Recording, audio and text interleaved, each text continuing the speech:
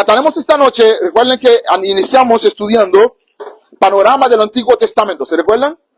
Entonces, resumiendo rápido, recuerden que el Antiguo Testamento hablamos de el manual del Antiguo Pacto, es el Tanakh, es la Biblia que los hebreos llaman Tanakh por las tres palabras Torah, Neivim, Ketuvim, ley, profetas escritos, que es como se conoce el Antiguo Testamento en el locus hebreo.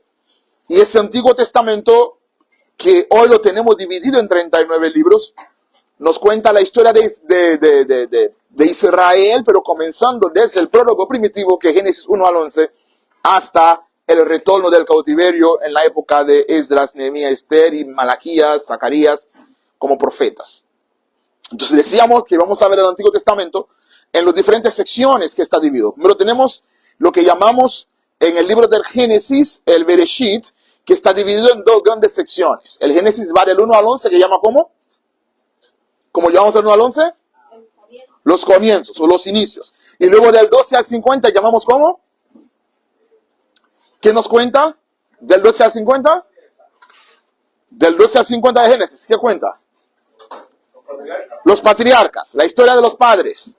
Comenzando con Abraham, Isaac, Jacob, y veamos la historia de José, que es donde termina el libro, que Israel era simplemente una familia que llegó a Egipto bajo la protección y el cuidado de José, y siglos después se convirtieron en un gran pueblo, e inicia el periodo que conocemos entonces como Israel en Egipto. Entonces Israel en Egipto, que el pueblo pasó de 70 personas, que dice el Génesis 50, a cuando Dios los sacó, que eran, siendo conservador, casi 2 millones de personas. Porque se cuenta 600,000 hombres mayores de 20, sin contar las mujeres, sin contar los niños, sin contar la tribu de Leví. Había alrededor de 600,000 hombres. Por lo tanto, podemos decir que tal vez eran unos 2 millones de personas. Entonces, que esto que salieron de Egipto rumbo a la tierra prometida, pasando por el desierto. Entonces, en el Génesis tenemos el prólogo primitivo o la historia de los comienzos, el Edén, la creación, el Edén, la caída, las primeras civilizaciones, Noé y el diluvio y Babel. Esas son las historias que conforman el Génesis 1 al 11. Luego el Génesis 12 al 50, en vez de historias, son personajes. Tenemos a Abraham, Isaac, Jacob y José. Y eso es lo que tenemos en el Génesis 12 al 50. Luego, cuando entramos entonces en el Éxodo, comienza el registro escritural de Israel en Egipto. Veíamos entonces cómo nace Moisés en el 1, cómo se fue desarrollando su crecimiento, su formación como príncipe, y luego se va al exilio, al desierto, después de matar a alguien, hasta que Dios entonces lo llama en el Éxodo capítulo 3 con 80 años. Cuando Dios lo llama, Dios lo trae de vuelta a Egipto después de argumentar con Dios que quién soy yo, quién eres tú, no sé hablar, no me creerán, manda a otros. Y entonces Moisés regresa a Egipto y a partir de ahí veíamos la confrontación. ¿A qué llamamos la confrontación? Ese choque de dioses. Cuando el faraón le dice a Moisés, ¿quién es Jehová para dejar ir al pueblo? Entonces Dios le muestra al faraón quién es él, destruyendo y venciendo a cada uno de los dioses falsos más poderosos que había en la mente de los egipcios en la tierra de Egipto. Ahí entonces termina, en el Éxodo capítulo 14, el tiempo de Israel en Egipto termina en el Éxodo capítulo 14, que es cuando cruzan el Mar Rojo y Dios mismo les dice a ellos, miren a esos egipcios, mas nunca los volverán a ver. O sea, con el ejército detrás, con el mar de frente, Dios milagrosamente abre el Mar Rojo y hace que Israel entre al desierto abriendo el agua. Eso es muy importante. Cuando tratamos de entender los ciclos de Dios, a veces leemos la Biblia y pasamos por alto cosas que Dios está diciendo intencionalmente, ¿no? Dios abre el Mar Rojo para que Israel entre al desierto y años después, 40 años después, Dios va a abrir el río Jordán para que el pueblo sale del desierto.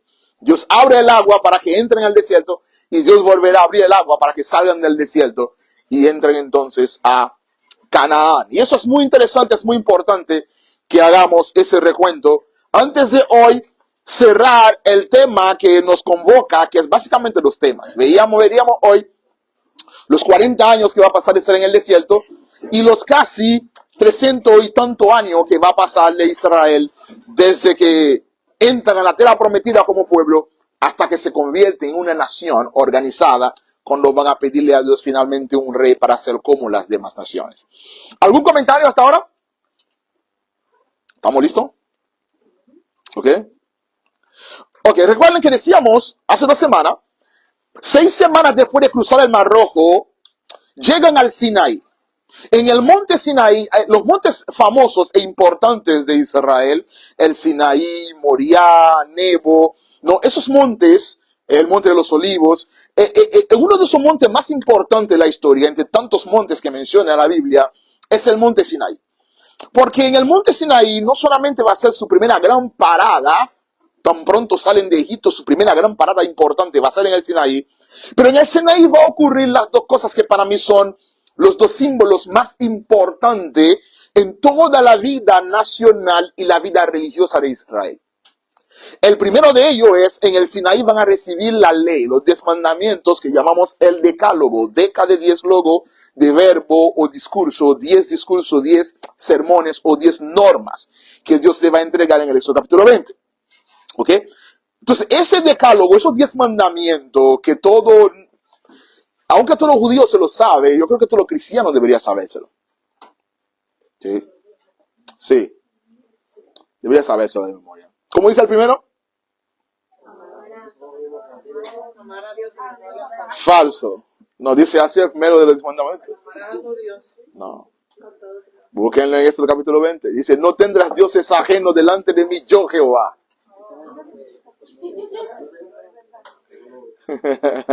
¿Cómo dice el segundo? Pero ese está cuando Dios resumió los 10 mandamientos. Ah, ok. Yo, si le pregunten a ustedes cuál es el gran mandamiento del Nuevo Testamento, en el Nuevo Testamento tenemos 3 grandes: el gran mandamiento, la gran comisión y la gran colaboración, que es lo que da forma a la misión de la iglesia en el Nuevo Testamento. Pero en el Antiguo Testamento el primer mandamiento es, no tendrás dioses ajenos delante de mí, y lo firma yo Jehová. Esos son los originales 10 mandamientos. Sí. Entonces, alguien le dice a Jesús, mira, esos 10 son muchos, resúmelo en uno. Y Jesús entonces se lo resumió. ¿Ok? Eso es el gran mandamiento.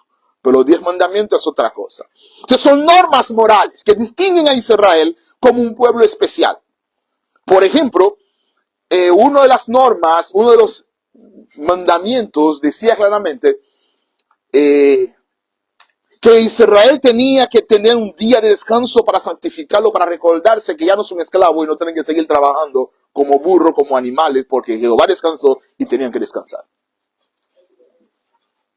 El día de descanso en la ley era sagrado, ¿no? Entonces son leyes que tenían que mostrar que Israel era diferente a los demás pueblos, que Israel tenía que vivir una vida de santidad.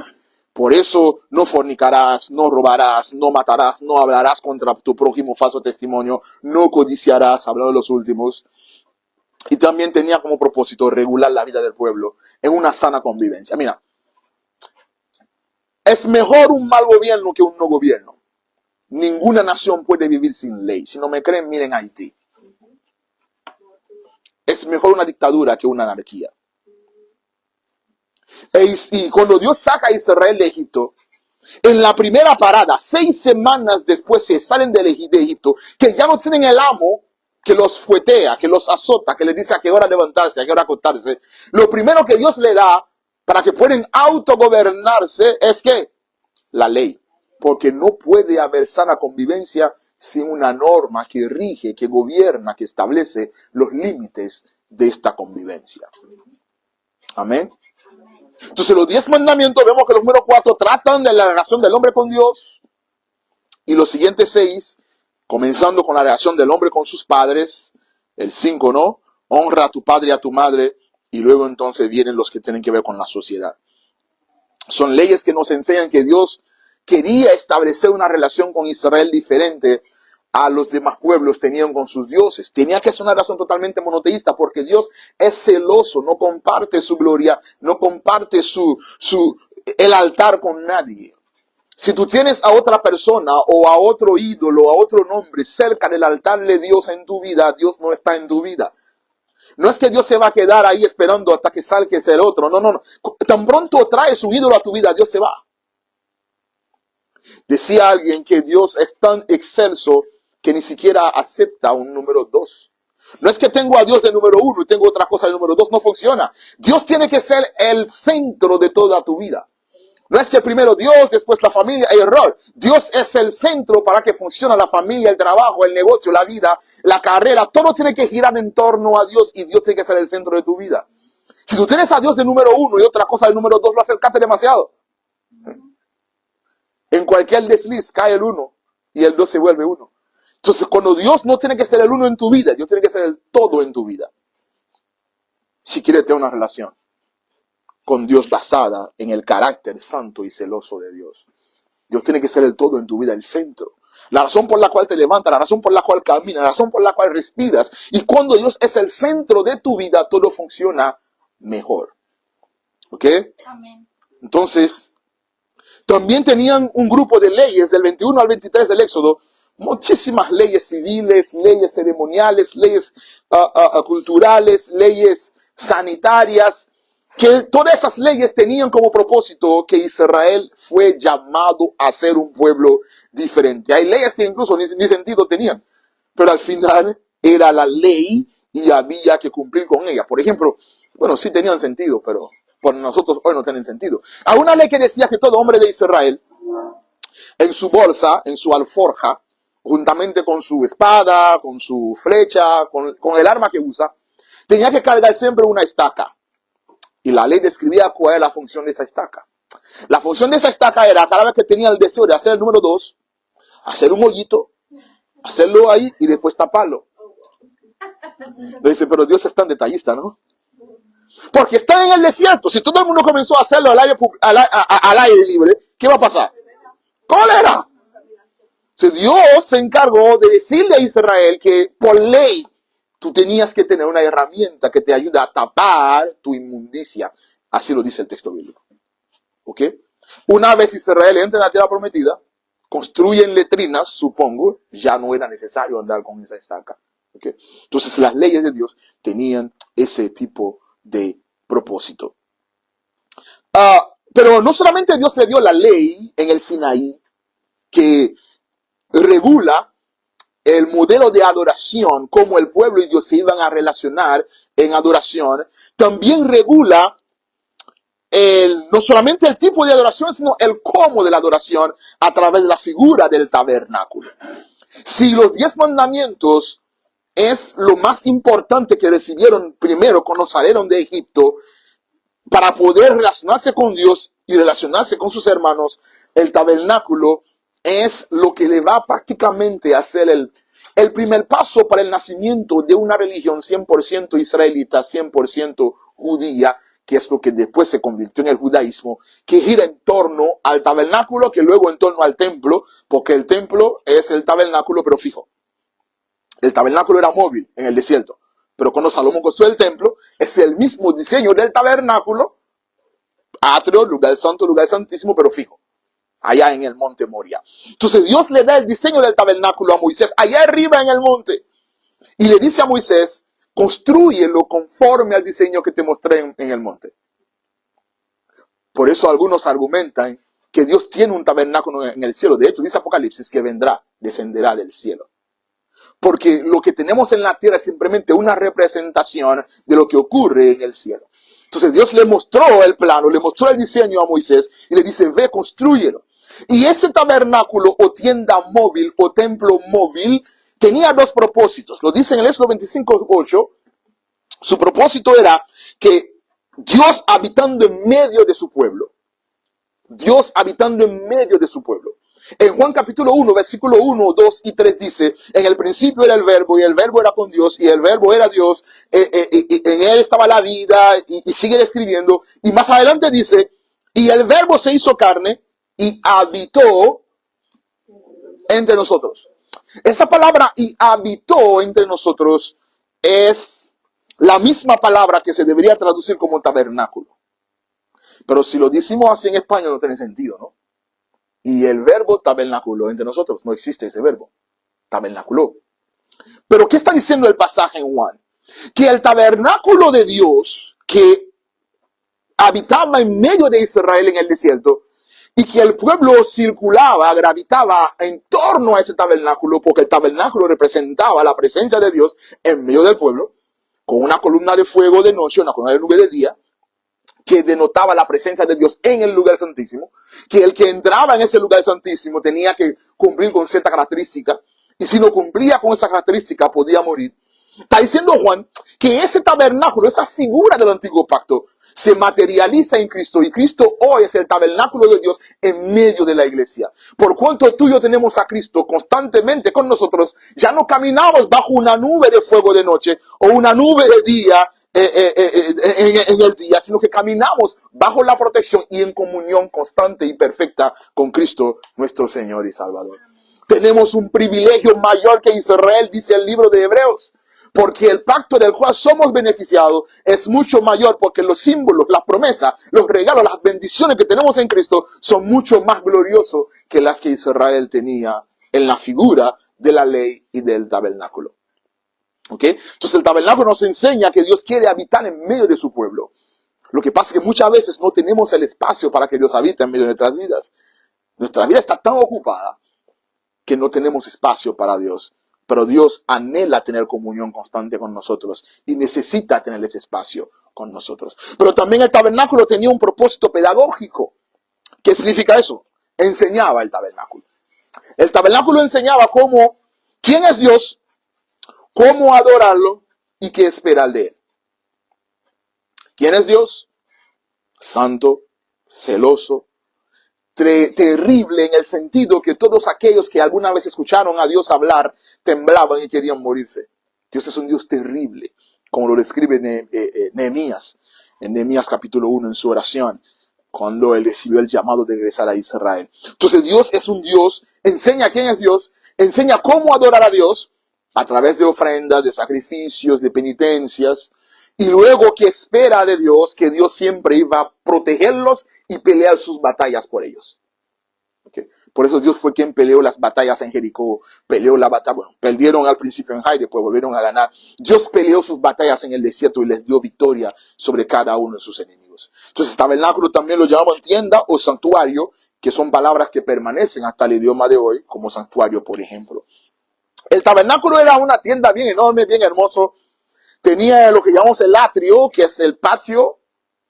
Tenía una verja de unos 7.5 pies de altura. ¿Ok? Eso fue el diseño de Dios. Los judíos más adelante le agregaron otro diseño, ¿no?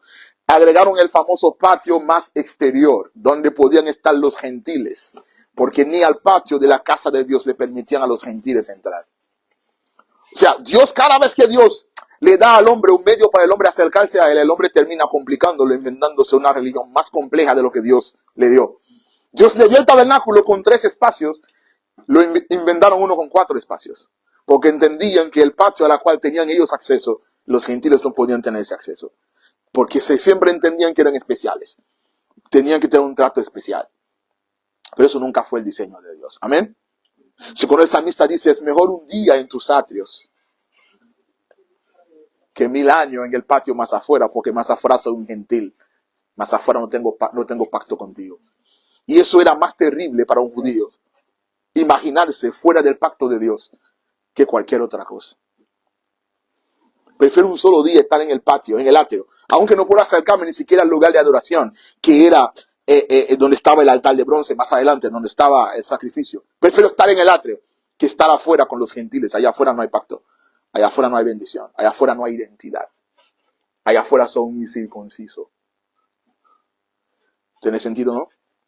Entonces luego más adelante estaba el altar de bronce, unos 2 metros, el lavacro, que fue una fuente donde se le lavaban la mano.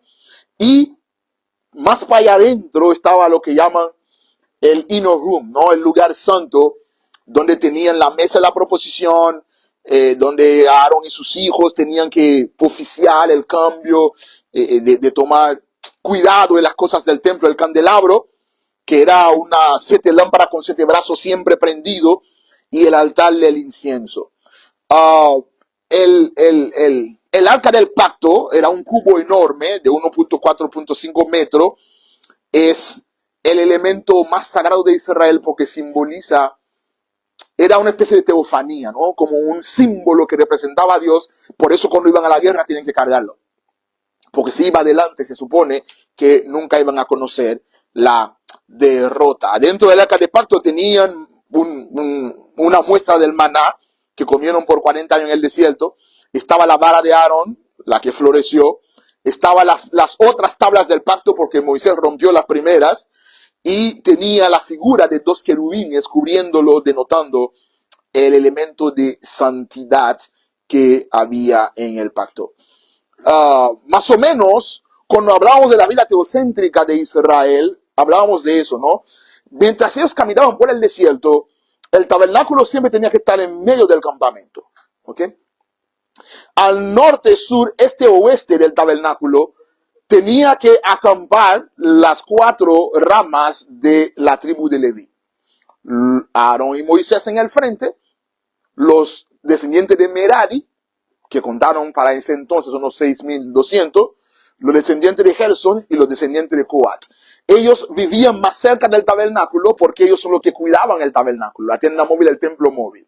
¿Okay? Entonces, eso es la primera capa de los únicos que en el desierto que tenían cierto privilegio o cierta característica de noble eran los levitas, que fue la tribu que Dios llamó para sí, que no iban a tener ninguna herencia en Israel porque su herencia era cuidar la casa del Señor. Entonces ellos vivían alrededor del tabernáculo en el centro y más afuera entonces estaban las otras 12 tribus. Estaba comenzando por Rubén, el primer tribu de Israel, Rubén, Simeón, Leví, Judá, Zabulón, Isaacar, por allí, Gad, por aquí, Dan, Aser, Neftalí, Benjamín y las 2 media tribus de José, que es Efraín y Manasés. ¿Podrías contarme qué significa lo que preservaron dentro del arca? Era que significaban así los elementos que guardaban dentro del arca, no me acuerdo qué significaban los elementos. Cada uno de ellos tenía un propósito. El maná, obviamente, para recordarse que Dios fue quien los cuidó en el desierto. Porque recuerden que el arca permaneció hasta que se perdió en el 70 después de Cristo, más o menos, ¿no? Entonces, había que tener memoria de la vida de Israel en el desierto. Eventos importantes. El arca del pacto, que es la ley. El maná, que es la provisión de Dios. La vara de Aarón que floreció para que se recordaran siempre que los levitas son los levitas porque escogieron ser levitas. Eran levitas porque Dios los llamó a ser levitas. ¿Okay? Tenían ese privilegio porque Dios los escogió. Pudo escoger a Judá o a Isaacar, a cualquiera. Escogió a Leví. ¿Por qué? Hay que preguntarle a Dios. Dios no dio la razón por qué escogió a Leví. Entonces, cada uno de esos elementos tenían ese propósito de hacer memoria de cómo Dios los sacó, cómo Dios los cuidó en el desierto y cómo Dios los organizó después como un pueblo para sí. Esa famosa teocracia que Dios mismo es quien gobernaba el pueblo. Hasta que fueron donde Samuel y dijeron que estaban cansados de la teocracia y querían un rey. Pero todo eso tenía ese propósito, ¿no? Organizar tanto la religión, la política y la vida social del pueblo alrededor de la voluntad de Dios. Y para que se recordaran siempre de eso. ¿Okay? Entonces, más o menos eso fue la forma como vivieron alrededor del tabernáculo. Y esos números los tenemos en el libro de Números 2 y Números capítulo 2 y 3, que es donde tenemos el censo registrado en el desierto, que es lo que nos da esos números más o menos que tenemos acerca del pueblo. Ese es más o menos el diseño del tabernáculo.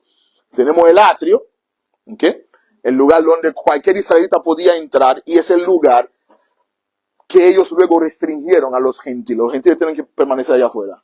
Mirar desde lejos lo que ocurría aquí adentro. Es mejor un día en tus atrios que 1000 años fuera de ellos. Porque los que están fuera no son israelitas. No tienen pacto con el Señor. Entonces ahí teníamos el lugar santo y el lugar santísimo. Y el famoso velo, que ese pedazo de tela muy pesada que había aquí, que cuando Jesús muere, ¿ok? El velo se rasgó de arriba hacia abajo, dándole no solamente entrada hasta el lugar santo, sino hasta el lugar santísimo a aquellos que nunca pudieron entrar, porque ahí solamente entraba el sumo sacerdote una vez al año. Y ahora todos no solamente podemos entrar allí, que no podíamos entrar, ahora podemos entrar hasta allí, por Cristo Jesús. Amén. Y esa es la gran bendición, ¿no? Entonces tenemos el atrio, el lugar santo, el lugar santísimo, la cortina, que es el patio exterior, el lavacro, el altar de ofrenda que siempre tenía que estar encendido, eso 24/7, siempre hay fuego ahí. Luego tenemos ese primer velo que da entrada al lugar santo, donde está el altar de incienso, que simboliza la oración de los santos, el candelero de oro, fuego y aceite, que simboliza el Espíritu Santo, y la mesa de la propiciación, que es donde se deposita el sangre de la víctima.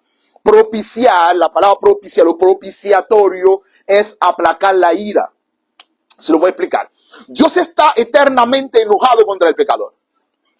¿Por qué? Se los expliqué, que pecamos contra un Dios que es eterno y nuestros pecados hacen eco en la eternidad. ¿Cómo podemos quitar la ira de un Dios eterno? Es pagando eternamente hacer un intercambio eterno con Dios, pero ese intercambio eterno tiene que ser eterno. Y el único eterno que hay en todo el universo es Dios mismo. Por eso Dios mismo vino y habitó entre nosotros, Juan capítulo 1. Y Jesús, al morir por nosotros en la cruz del Calvario, Jesús es nuestra ofrenda eterna a Dios para que aplaque eternamente la ira de Dios. Por eso cuando ponemos nuestra fe en Cristo, Cristo pone en nuestras cuentas su crédito para que podamos pagar la deuda que no podíamos pagar, que es aplacar la ira del Padre. Dice alguien, Cristo es, ¿cómo le dicen al bobo en Puerto Rico? Chupón, chupete, lo que le dan a los bebés cuando lloran. Bobo. Dice un predicador inglés que Cristo es el bobo de Dios. Dios está airado. Pero cuando tenemos a Cristo, Dios se tranquiliza, se calma por Cristo en nuestras vidas. Eso es más o menos lo que tenemos en el Israel, en esos dos eventos importantes que ocurrieron en el desierto, sobre todo entendiendo lo que ocurrió con la ley, los 10 mandamientos, y lo que ocurrió en el tabernáculo. No hay nada más importante que ocurrió en los 40 años del desierto que no sea la revelación de la ley y la revelación del tabernáculo. Todo lo demás es secundario. Si hay dos cosas que entender en los 40 años del desierto, la ley y el tabernáculo. ¿Está claro? Pero también ocurrieron otras cosas.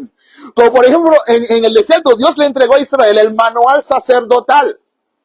El libro que conocemos como Levítico, pero que no debería llamarse Levítico porque no trata de la tribu de Leví, trata de una familia de la tribu de Leví, que es la familia de Aarón. En la tribu de Leví tenemos 4 familias. ¿Ok? Tenemos los coatitas, los gersonitas, los meraritas y los aaronitas. El libro en sí trata solamente sobre una familia que es la familia de Aarón. Por eso algunos dicen que debería llamarse el libro arónico. Pero no vamos a reinventar la rueda.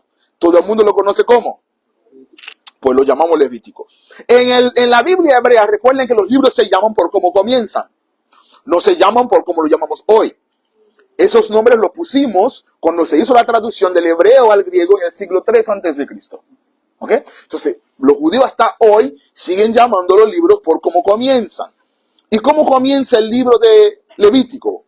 Llamó Dios, que es la palabra hebrea Vayha. ¿Ok? Entonces, ese es el nombre del libro. Y la palabra sacerdote, que es uno de los temas principales del manual sacerdotal en Levítico, que aparece unas 730 veces, por lo menos. Entonces, no se trata de la tribu de Leví. Se trata de un sector dentro de la tribu de Leví, que es la familia sacerdotal. Es decir, Aarón, sus hijos, y luego Aarón y sus descendencias. ¿Estamos claros?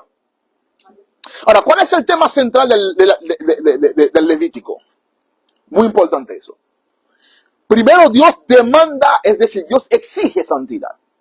La única forma de relacionarse con Dios es desde la santidad. Dios no se mezcla con lo común. Dios no se mezcla con lo vil. Dios no puede darse el lujo de relacionarse con el pecado. Dios demanda santidad. El punto es que nadie puede proveer el nivel de santidad que Dios está exigiendo. Por eso en el libro Dios no solamente demanda santidad, provee los medios, aunque sean parciales o temporales, por lo cual es alcanzar la santidad en el antiguo pacto. Porque en el nuevo pacto, el medio a través del cual alcanzamos santidad es muriendo y naciendo de nuevo. De modo que si alguien está en Cristo, las cosas viejas, he aquí, que si confesamos nuestros pecados, confesar nuestros pecados ¿a quién? ¿Al Papa? No. A Dios. Que si confesamos nuestros pecados al único que es capaz de perdonar nuestros pecados, Él perdonará nuestros pecados y nos librará de toda maldición, de toda corrupción. Entonces Dios demanda santidad y Dios provee los medios para alcanzar esta santidad. La palabra que más se parece en el libro de Levítico es sacrificio, que es un medio de alcanzar santidad, limpio e inmundo, que son los que tienen que alcanzar santidad, y la palabra santo, santidad o santificar 130 veces, y expiación, que aparece unas 80 veces. Expiación en el sentido de comprar lo que se perdió. Expiar, ¿ok? Quitar, purificar. Entonces, el libro de Levítico es uno de los libros más importantes para entender el trasfondo religioso del judaísmo. Es imposible entender Levítico si no has leído Hebreos, y es importante entender Hebreos si no has leído Levítico.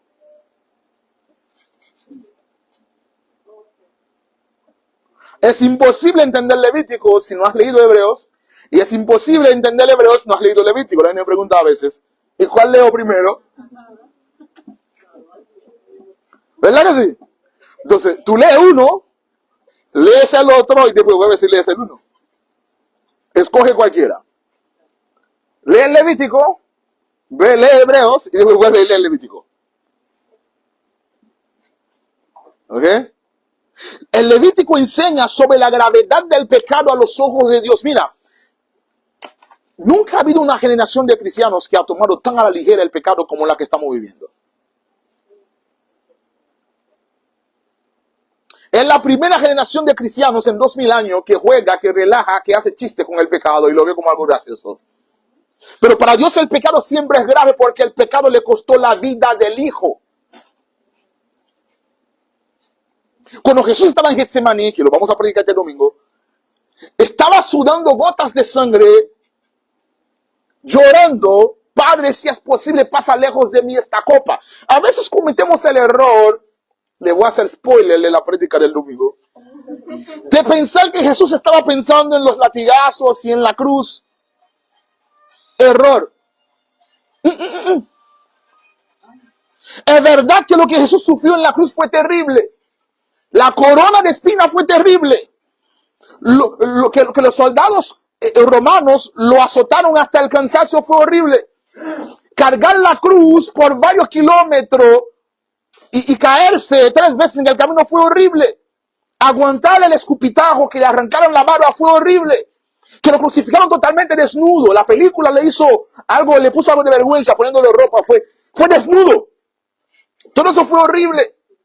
Pero muchos cristianos después de Jesús pasaron exactamente eso y lo hicieron cantando. ¿Era más valiente que Cristo? No. Es que Cristo, cuando oraba en el Getsemaní, Él decía, Padre, si es posible, pasa lejos de mí esta copa. La copa de la ira de Dios que se describe en el libro de Isaías. Cristo en la cruz del Calvario por un instante soportó el infierno de cada uno de nosotros. Si un infierno es terrible, imagínate millones del infierno en un solo instante. Si es posible, pasa lejos de mí esta copa. Es decir, toda la culpa de todos nuestros pecados, pasado, presente y futuro. Eso era terrible porque por cada uno de ellos Dios demanda justicia. Por cada uno de ellos abre las puertas del infierno para ser castigado. Y Cristo lo soportó todo por amor a ti y por mí. Alguien pregunta en una ocasión, ¿cómo es posible que un simple hombre muriendo, sufriendo unas cuantas horas en una cruz, tiene el poder de salvar a toda la humanidad? ¿Tú sabes por qué? Porque este simple hombre que murió en esa cruz es Dios y Él vale más que todo lo que es el universo. Tú puedes tomar cada estrella, cada planeta y cada cuenta bancaria, cada mansión, casa con piscina. Toma toda la forma de belleza, la riqueza, el poder y fama que conoces. Ponlo todo en la balanza. Cristo vale más que todo ello. Por eso su muerte en la cruz es suficiente para salvarnos a todos eternamente. Cuando Cristo murió, dice la palabra que la tierra se oscureció. O sea, el orden de las cosas se cambió porque el deicidio, Dios muriendo en la cruz, el justo, el perfecto, por lo que no lo merecíamos. No lo merecíamos. Mira, nosotros no teníamos ni siquiera derecho a decir Dios con nuestras bocas, porque nuestros labios inmundos no deberían pronunciar el nombre de Dios. Y aún así Cristo vino y murió por nosotros. Vino y murió por nosotros. El Levítico es tal vez uno de los pocos libros de la Biblia que es literalmente un dictado literal de Dios. Si tienes una Biblia con las palabras de Dios en rojo o en azul, vas a ver que el Levítico es Dios hablando y Moisés escuchando y escribiendo. Y si tú quieres escuchar la voz de Dios, uno de los pocos libros que tú puedes leer y es Dios hablando de principio a fin es Levítico. 97% del libro es palabra dictada de Dios. ¿Alguien quiere escuchar a Dios hablar? Pues lee el Levítico hoy en tu casa. Amén. El Levítico es Dios hablando y Moisés escuchando y escribiendo. No es un libro de historia, es un libro de leyes. Su principio de interpretación es el mismo principio de interpretación de las leyes. ¿Ok? Aspecto más importante del libro: las ofrendas y los sacrificios. Su propósito, mostrar la forma correcta de acercarse a Dios. ¿Cómo es? En obediencia. En obediencia. Por eso había diferentes tipos de ofrendas, ¿no? No era lo mismo el rico y el pobre, porque si la ofrenda dependía de su valor, pues los pobres iban a estar condenados. Por eso cada quien tenía, según su capacidad, acercarse a Dios, pero en obediencia siempre, cumpliendo con los estatutos de la ley. ¿Okay? Había ofrenda de expiación, que servía para cubrir el pecado, ofrenda de sustitución, que el de propiciación, de traspasar la culpa a un animal y sacrificarlo, ofrenda de consagración, de apartarse para Dios, ofrendas que tienen que ver con la mayordomía, de dar la primicia y dar los diezmos y las ofrendas. Y la ofrenda también tenía un propósito de comunión gozosa, porque a veces esas fiestas en el tabernáculo duraban semanas comiendo carne, bebiendo vino y no se terminaba. Anticipando la fiesta eterna que tendremos en el reino cuando Cristo venga, ¿no? Pero también tenía aspectos que tenían que ver con el sacerdocio, ¿no? Antes de la ley, la función sacerdotal lo ejercía el padre de familia. Es decir, el encargado de dirigir la adoración era el patriarca de cada casa. Pero con la ley, esa función es dada a la familia de Aarón. Todo el que tenía que adorar tenía que ir obligatoriamente donde el sacerdote, para que el sacerdote intercediera en nombre tuyo o de tu familia. Entonces, hay dos figuras en el antiguo pacto que son necesarias para la adoración y la comunión. El sacerdote que representa al pueblo ante Dios y el profeta que representa a Dios ante el pueblo. Lo repito. El sacerdote que representa al pueblo ante Dios, intercede por el pueblo ante Dios, y el profeta que representa a Dios ante el pueblo. El profeta trae el mensaje, el sacerdote lleva la ofrenda. ¿Ok? Entonces, esas dos figuras en el antiguo pacto eran necesarias para la comunión del pueblo con Dios. En el nuevo pacto no es necesario, porque hoy tenemos al Espíritu Santo que nos ha hecho a todos nosotros sacerdotes de un nuevo pacto que es mejor pacto. Y también tenemos ya la profecía más segura, que es la palabra revelada. Ya no necesitamos que nadie venga a representar a Dios delante de nosotros, porque el velo se rasgó y tenemos acceso y comunión personal con Dios en Cristo Jesús. Amén. Entonces ellos representaban el pueblo ante Dios, hacían las ofrendas, enseñaban la ley, ministraban el tabernáculo, limpiaban el tabernáculo y tenían que discernir la voluntad de Dios para con el pueblo. Y también tenían que supervisar las fiestas sagradas. Teníamos entonces los que son las tres grandes fiestas sagradas. La más importante, la Pascua, que los judíos celebran en la misma época que celebramos nosotros Semana Santa. ¿Ok? Estamos en la época de la Pascua. Es la más importante, celebrada en el mes de Nisan, que es entre marzo y abril.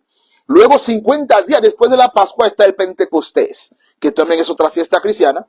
Y luego teníamos la fiesta de los tabernáculos, que no celebramos los cristianos, que es pertenecía a las tres grandes fiestas de Israel. Pero también había otras fiestas como el Día de Expiación, Nueva Luna o Fiesta de la Trompeta, el año sabático cada 7 años, y el año de jubileo cada 50 años.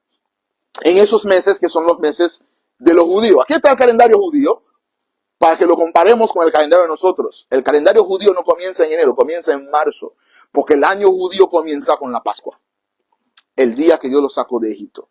¿Ok?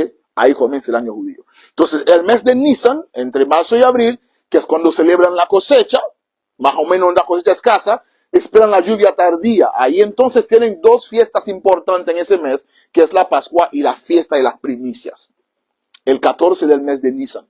Luego entonces tenemos el mes Yivar, que es entre abril y mayo, Sivan, entre mayo y junio, el Tamuz, junio, julio, Ab, julio, agosto, Elul, Tishri. Los 3 meses más importantes es Nisan, Tishri y Kislev. Los 3 meses más importantes del calendario judío. Es decir, marzo, abril, septiembre, octubre y noviembre, diciembre. ¿Ok? Porque tienen la fiesta de la Pascua, tienen la fiesta de los tabernáculos y la fiesta de la dedicación. Más o menos son las fiestas más importantes de Israel, y ese es el año judío comparado con el año de nosotros.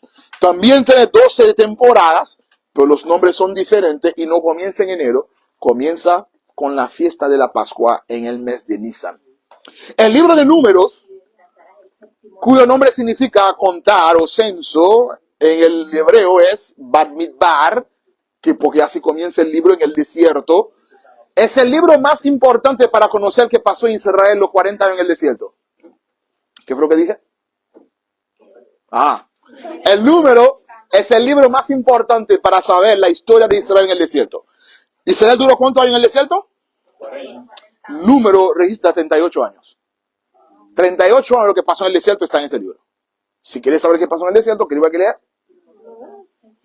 Porque desde que salieron del Sinaí hasta que llegaron frente a la tierra prometida, frente al Jordán en Palestina, todo eso está registrado en el libro de Números. La palabra desierto, lo que más se menciona en el libro, y narra las andanzas, el peregrinaje de Israel en todo el desierto. Cubre unos 38 años, y ahí tenemos la historia de los 12 espías que se envió y no creían, excepto Josué y Caleb, y el pecado de Moisés, la muerte de Aarón, la serpiente de bronce. Todo eso está en el libro de Números.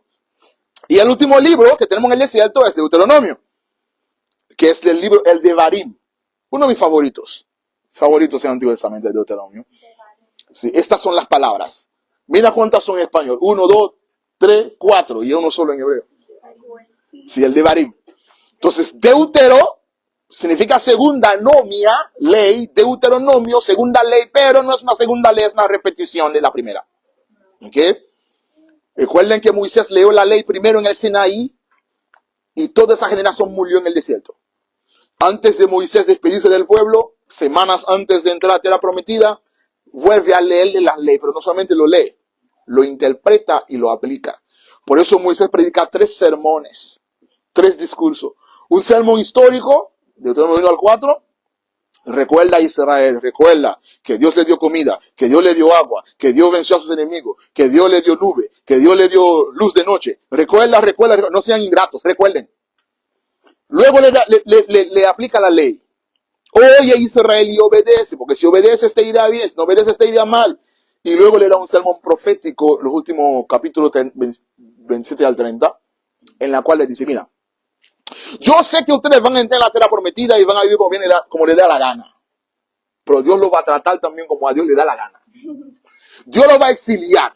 Dios lo va a disciplinar. Pero por amor a su nombre, después que lo exilia por toda parte, los traerá de vuelta a esa tierra.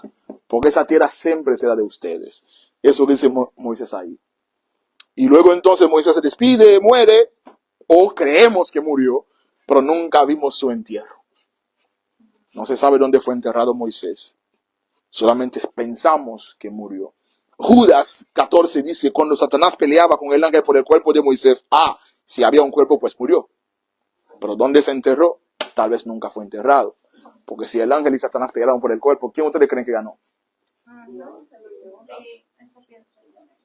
Y si se ganó el cuerpo, ¿dónde se lo llevó? ¿Dónde vive? ¿Y dónde viven los ángeles? Entonces Judas dice que Satanás y un ángel pelearon por el cuerpo de Moisés, y el ángel no se atrevió a maldecir, sino que le dijo: que el Señor te reprenda. Y se llevó consigo el cuerpo de Moisés. La palabra oye, haz, son las que más aparecen en el libro. Su propósito es conocer la obra de Dios, conocer la ley de Dios y aplicar la ley de Dios. Para eso está ese libro. Y ese libro es mi tesis de maestría, la maestría que hice en estudios teológicos hace unos años atrás. Primer comentario que escribí de la Biblia fue sobre el libro de Deuteronomio. Y es uno de mis favoritos por eso. ¿Alguna pregunta? Terminamos con el legado de Moisés. Mira, los primeros 40 años de Moisés, criado y entrenado para gobernar como príncipe de Egipto, fue necesario. Nuestra historia tiene un papel en la historia de Dios. Hay cosas que nos han pasado, que hemos vivido, que no tienen sentido para nosotros. Pero Dios sabe lo que está haciendo. ¿Amén? Dios sabe lo que hace. Solo tenemos que asegurarnos que estamos en el propósito de Dios. Por eso dice Pablo en Romanos, para los que amamos a Dios, todas las cosas obran últimamente para bien, siempre y cuando ocurre en la vida de aquellos que con sus propósitos fueron llamados. Entonces Moisés, 40 años siendo entrenado para gobernar, luego va al desierto de 40 a 80 entrenado para liderar. Gobernar y liderar no es lo mismo. Muchos saben gobernar y no saben liderar. Por eso son autoritarios. Otros tal vez saben liderar, pero no saben gobernar. Por eso liderando con buenas intenciones le va mal. Hay que saber gobernar, hay que saber liderar. Y luego de 80 a 100 años, Moisés guiando al pueblo por el desierto. Aplicando lo que aprendió gobernando, aplicando lo que aprendió liderando. Su obra, el Pentateuco, del Génesis al Deuteronomio, es el registro arqueológico, antropológico, jurídico, religioso, histórico más importante en toda la historia humana. Es donde sabemos de dónde venimos, dónde nacen las religiones, dónde nace la religión judía, todo lo que sabemos de arqueología antigua, antropología antigua, de las primeras leyes de la humanidad, de las primeras religiones, de cómo la historia comenzó, lo aprendemos del trabajo de Moisés. Sacar a Moisés de la historia es sacar la historia de la historia. Es dejar la historia sin fundamento histórico. Así que Moisés es el corazón del pensamiento, del entendimiento de toda la civilización occidental. Pregunta. Ese número 40 que se repite mucho. ¿Tiene algún significado espiritual para nosotros ahora? Espiritual no, pero escritural sí. Los textos antiguos se escriben con número redondo porque facilita la memorización. Sí. Facilita la memorización. Lo hace más fácil. Por eso vas a ver que se registra que David gobernó 40 años. Saúl gobernó 40 años. Salomón gobernó 40 años. Puede ser 41, 42, pero es más fácil recordar 40 que 41. Por eso yo no paso de los 40.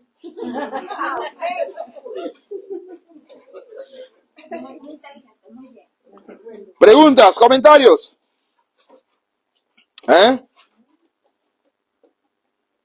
Comentario. ¿Qué se llevaron hoy? Porque el sábado no voy a lavar ropa. Israel es el vecino.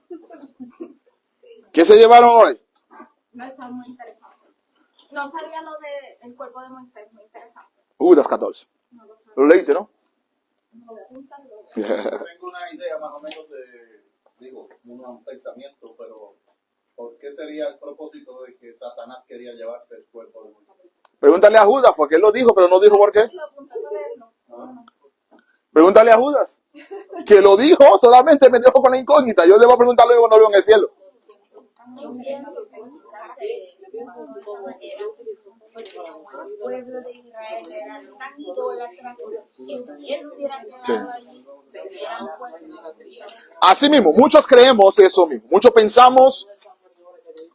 pensamos que de Moisés tener una tumba se convertiría en un lugar de peregrinaje, tal vez el más famoso del mundo. Y sería un problema idolátrico, una mancha en el legado de Moisés, el gran legislador, alguien tan importante en la historia de la redención. Pensamos que puede ser la razón. La misma razón por la cual hoy no sabemos exactamente cuál es la tumba de Jesús. Tú vas a Israel, cada una de las denominaciones tiene su tumba. Dicen que esa es. Los ortodoxos dicen, esa es. Pero están cerca todas. Pero cada uno tiene su propia tumba. El punto es ese, ¿no? Recuerda que la serpiente de bronce de Números luego se convirtió en ídolo en Israel. Hubo que mandarlo a quitar. Entonces, si eso fue la serpiente de bronce, imagínate la tumba de Moisés. Todavía la usan los médicos. Esa es otra historia. Esa es otra historia. Entonces, amados, creo que terminando el tiempo por hoy. Vamos a orar entonces hoy. Así que, amados, los que nos están viendo por Facebook, la próxima semana seguimos con nuestro conversatorio del Antiguo Testamento. Estaremos hablando de la conquista y la transición. Cuando hablamos de conquista, el libro de Josué, y la transición es, en aquellos tiempos no había rey en Israel, y cada quien hacía lo que bien le parecía, que es el versículo que aparece varias veces en el libro de Jueces, que da el espíritu de la época de por qué había tanto desorden en Israel. Es mejor un gobierno malo que no gobierno. Es mejor una dictadura que una anarquía. La anarquía es antirreino, porque el reino de Dios es un reino de orden. Así que oramos y en 10-15 minutos estaremos conectados de nuevo en ese mismo canal, en nuestro tiempo de oración y meditación en la palabra. Amén. Amén. Pues Dios me le bendiga.